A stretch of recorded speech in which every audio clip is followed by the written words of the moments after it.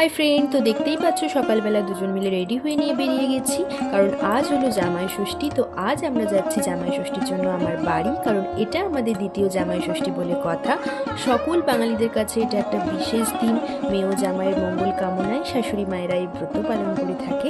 নানা নিয়মের মাধ্যমে এই ব্রত পালন করা হয়, তাছাড়াও থাকে নানা রকম রান্নার আয়োজন।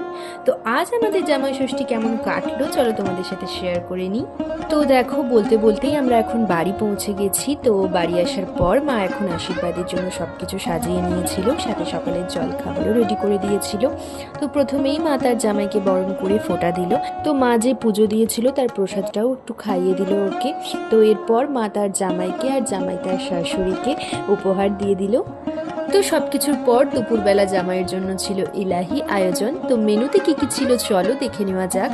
তো প্রথমেই ছিল পোলাও, ভাত, সাথে উচ্ছে ভাজা, বেগুন ভাজা, আলু ভাজা, শাক ভাজা, পোস্ত বড়া, পটল ভাজা। তারপর ছিল মাছের মাথা দিয়ে মুগ ডাল, শুক্তো, পটল চিংড়ি, দই মাছ, সর্ষে পমফ্রেট, মাটন, চাটনি, আম, মিষ্টি, পাঁপড়, দই।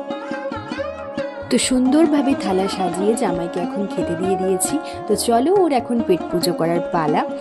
তো দুপুরবেলা খাওয়া দাওয়ার পর একটু রেস্ট নিয়ে আমরা এখন একটু ঘুরতে বেরিয়ে গেছি ভাইদের নিয়ে।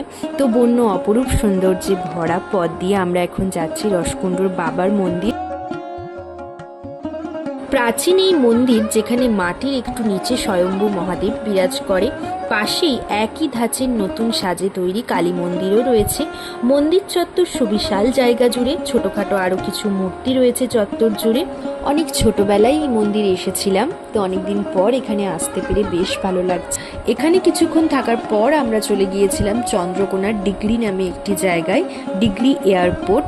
দ্বিতীয় বিশ্বযুদ্ধের সময় যুদ্ধকালীন প্লেন ওঠানামার জন্য এই এয়ারপোর্ট ব্যবহার করা হতো। তো আমরা যখন ওখানে পৌঁছই তখন প্রায় সূর্য অস্ত চলে গিয়েছে, আর সূর্যাস্তের সময় এই জায়গাটা জাস্ট অসাধারণ দেখতে লাগছে। তো এখানে কিছুক্ষণ গল্প আড্ডা দেওয়ার পর আমরা এখন এখান থেকে বেরিয়ে বাড়ির পথে রওনা দিয়ে ফেলেছি। তো চলো, আজকের মতো ব্লগটা এখানেই শেষ করছি। টাটা।